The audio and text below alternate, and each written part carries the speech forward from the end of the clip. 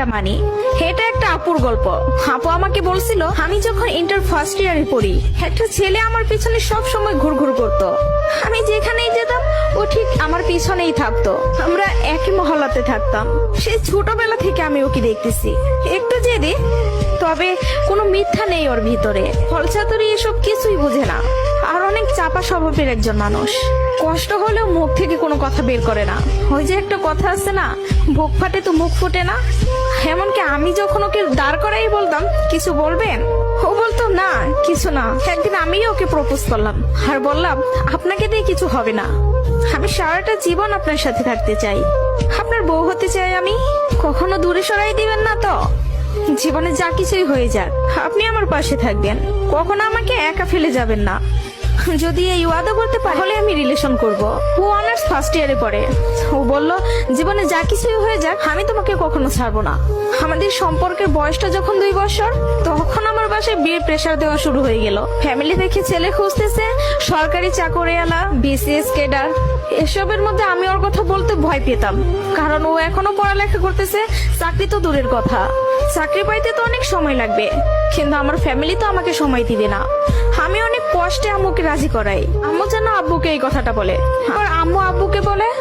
আব্বু সাথে সাথে মুখের উপর বলে দেয়, সম্ভব না, বেকার ছেলের হাতে আমি আমার মেয়েকে দিব না।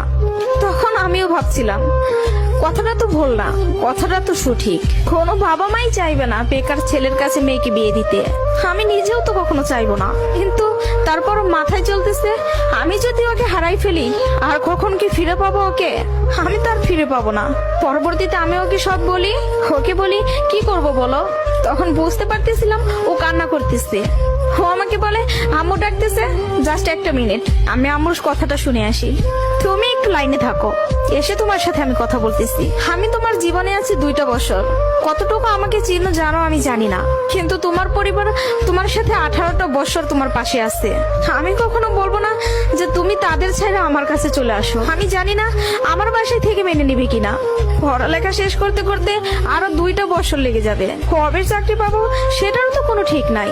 আমি যদি তোমাকে ভালো না রাখতে পারি, আমি তো নিজেকে কখনো মাফ করতে পারবো না।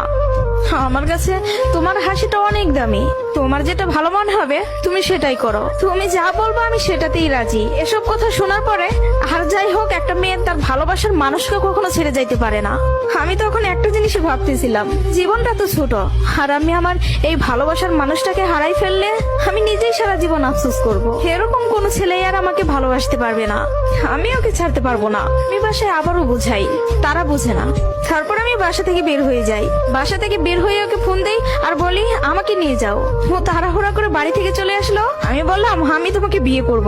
ও আমাকে বলে, আমি বলছি না তোমাকে, তুমি যা বলবো আমি তাতেই রাজি আছি, তবে একটা কথা, আমার সাথে থেকে যদি 3 বেলার 1 বেলা খেয়ে থাকতে হয় পারবা? তার জন্য আমি সবকিছু ছেড়ে আসলাম, তার জন্য আমি সবই করতে পারবো। বিয়ের পরে ওর বাসায় থেকে ফোন দেয়, বলে বাসায় আয়। তারপর ওর বাসায় থেকে মেনে নিল, তার কিছুদিন পর আমার বাসায় থেকেও মেনে নিল। ভালোবাসার জায়গা থেকে যদি বলি, প্রিয় মানুষটাকে নিজের করে পাওয়ার মধ্যে অন্যরকম একটা সুখ কাজ করে, যে সুখটা কখনোই টাকা দিয়ে কেনা যাবে না। আর যদি বলি প্রিয় মানুষটার কথা, আমি ভুল মানুষকে ভালোবাসি নাই, আমার মানুষটা সঠিক ছিল। সেই মানুষটা আমাকে বিন্দু পরিমাণে কষ্ট দেয় নাই।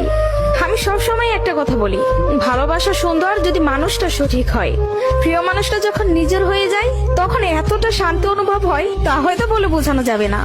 সুখে থাকতে, ভালো থাকতে টাকা পয়সার আমূল প্রয়োজন পড়ে না, যদি ভালোবাসার মানুষটা পাশে থাকে। কাউকে ধরলে হাতটা শক্ত করে ধরবেন, যেন দিন শেষে সব সময় আপনার পাশে থাকে। তো সবাই ভালো থাকবেন। ভিডিওটি ভালো লাগলে প্লিজ সবাই শেয়ার করবেন, আর